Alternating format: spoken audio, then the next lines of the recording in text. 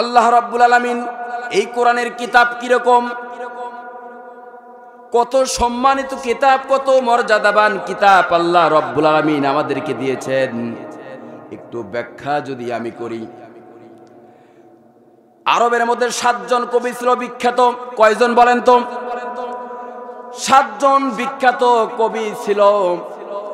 কাব ইবনে আশরাফ, ইমরুল কায়েস, লাবিব, বিখ্যাত এরকম কাজী নজরুল, রবীন্দ্রনাথ ঠাকুর, পল্লী কবি জসিমউদ্দিন, এদের মতো সম্মানিত অনেক পাওয়ারফুল জ্ঞানী কবি ছিল তারা। আরবের মধ্যে যারা সবচেয়ে উচ্চ মর্যাদাশীল কবি ছিল, যাদের পাওয়ার ছিল, যাদের সম্মান ছিল, এইরকম 7 জন কবির 7টা কবিতা সুন্দর করে লেখে কাবার দেওয়ালের সঙ্গে সুন্দর করে লাগিয়ে দিল, কাবার দরজার সঙ্গে লাগায়া দিল। জোরা বলি নাউজুবিল্লাহ। আমার ভাইরা, আল্লাহ রাব্বুল আলামিন যখন সূরা কাউসার নাজিল করলেন, সূরা কাউসার চেনেন?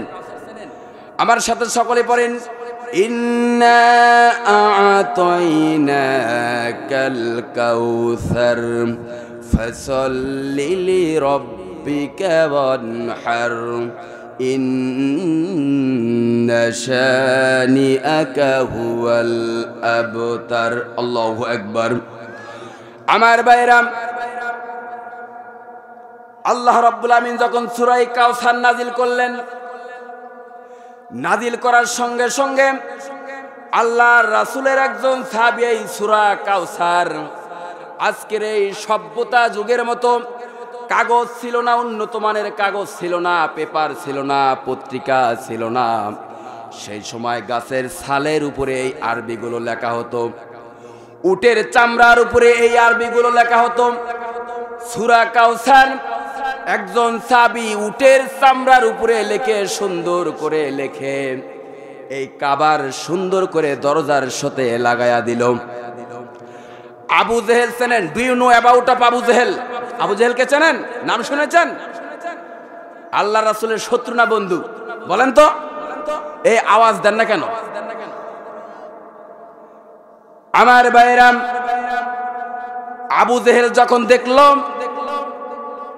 বিশ্বনবী জনাবে মুহাম্মদুর রাসূলুল্লাহ দরিদ্র পরিবারে জন্ম নিছে, এমন একটা দল করে, এমন একটা নেতাগিরি করে, এমন একটা লিডার যার কোনো মানুষ নাই, তার কোনো কর্মী নাই, সেই মুহাম্মাদের উপরে যখন সূরা কাউসার অবতীর্ণ হলো, একজন সাহাবী সুন্দর করে সূরা কাউসার উটের চামড়ার উপরে লিখে কাবার দরজার সাথে লাগায়া দিল। এই দৃশ্যটা দূর থেকে আবু জেহেল দেখলো। কে দেখলো বলেন তো? আবু জেহেল দেখলো। আমার ভাইরা, আবু জেহেল এই দৃশ্যটা দেখার সঙ্গে সঙ্গে আবু জেহেল দৌড়িয়ে গিয়ে ওই কাবার দরজা থেকে সেই উটের চামড়াটা, যার উপরে সূরা কাউসার লেখা হয়েছে, সোনার ভাইরা, সূরা কাউসারের সেই চামড়াটা তুলে দ্রুত দৌড় দিয়ে, সেই সময়ের 7 জন বিখ্যাত কবি ছিল, তার মধ্যে 6 জন কবি দুনিয়া থেকে চলে গিয়েছিল, একজন কবি বেঁচে ছিল।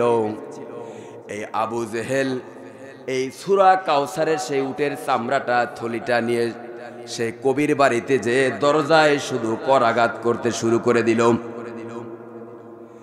যখন কবির দরজায় করাঘাত করতে শুরু করে দিল, কবি ভিতর থেকে দরজাটা খুলে দিলেন। এরপরে বললেন, নেতা, আপনি এই দেশের সরকার, আপনি এত বড় পাওয়ারফুল নেতা, আপনি সব কিছু করতে পারেন, আপনার কথা মতে বিচার চলে, আপনার কথা মতে এই দেশ চলে, আপনি চাইলে ফাঁসি দিতে পারেন, আপনি চাইলেও বাঁচায়া দিতে পারেন, আবার আপনি চাইলে এই দেশের সকল মানুষকে ভালো মানুষ থেকে ডিভাইডেড করতে পারেন। আপনি এমন নেতা, মুহাম্মাদের সাথে টুপি পরে পাঞ্জাবি পরে ঘুরলে সেই মানুষটাকে মিথ্যা মামলা দিয়ে জেলের ভিতরে ঢুকাইতে পারেন। আর আপনি এত বড় পাওয়ারফুল নেতা, সাধারণ একজন কবির দরজায় আসছেন কেন? কথা বলেন, কথা বলেন, ঠিক কিনা? যাহা আপনার আপনি যদি ফোন করতেন আমি চলে যেতাম। কথা বলেন ঠিক কিনা? আপনি এত বড় পাওয়ারফুল নেতা, আপনি কি করলেন? আমার দরজার সামনে যেহেতু আপনি চলে এসেছেন মহান নেতা, আপনি কি বলতে চান আমাকে একটু বলুন। আমার ভাইরা, আবু জেহেল সেই কাবার দরজা থেকে সূরা কাউসারের ফটো কবিটা কবিকে দেখানো হলো। কবির বয়স হয়ে গেছে 100+, বৃদ্ধ হয়ে গেছে, জীর্ণ শীর্ণ। আমার ভাইরা, আবু জেহেল কি করলো? যখন কবিতাটা দেখাইলেন, এবার সেই বৃদ্ধ কবি, যা এত বড় কবি ছিল, যাদের কবিতাগুলো কাবার দেওয়ালের সাথে লাগানো থাকতো, এই কবি যখন সূরা কাউসার দেখছে, দেখার সঙ্গে সঙ্গে নেতাকে আর গোনে নাই, কারণ নেতা এখন ইন্ডিয়ায় চলে গেছে। কথা বলেন ঠিক কিনা? আমার ভাইরা, নেতা এখন সিলেটের জঙ্গলের ভিতরে ঘোরাফেরা করতেছে। পুলিশ সেনাবাহিনী তাকে গলায় গামছা দিয়ে তাকে জেলের ভিতরে নিয়ে আসতেছে। এবার এই কবি আবু জেহেলের সঙ্গে কোনো কথা বলে নাই। তিনি সূরা কাউসারের ফটোকপিটা আবু জেহেলের হাত থেকে এমন ভাবে নিচে নিয়ে দৌড়িয়ে কাবার দিকে দৌড় দিছেন। ফটোকপিটা নিয়ে কাবার দিকে দৌড় দিছেন এবং দৌড় দিয়ে যখন কাবার দরজার সামনে চলে গেছেন, এক দৌড়ে যাওয়ার সঙ্গে সঙ্গে তাদের যে 7 জনের কবিতা ছিল কাবার দেওয়ালের সঙ্গে দরজার সঙ্গে, কবিতাগুলো একটানে ছিঁড়ে ফেলে দিলেন এবং সূরা কাউসার সুন্দর করে কাবার দরজার শুনতে সাথে এত সুন্দর করে লাগায়া দিলেন। এই যে পেজ লাগায় না, পোস্টার লাগায় না, আমার ভাইরা, এই কবি আবু জেহেলের হাত থেকে সূরা কাউসার নিয়ে গিয়ে কাবার দেওয়ালের সঙ্গে সুন্দর করে লাগায়া দিলেন। আর তাদের যে কবিতাগুলো, সব কবিতাগুলো তুলে ফেলে ছিঁড়ে ফেলে দিলেন। জোরে বলি সুবহানাল্লাহ। আমার মুসলমান ভাইরা, কথাগুলো শুনতে হবে, বুঝতে হবে। এরপর যখন সূরা কাউসারটা সুন্দর করে লাগানো হলো, লাগানোর সঙ্গে সঙ্গে কাউসার সুন্দর করে লাগিয়ে নিচে সুন্দর করে কবি একটা সিগনেচার দিয়ে দিলেন, লাইসা হাযা কালামুল বাশার। জোরে বলি সুবহানাল্লাহ।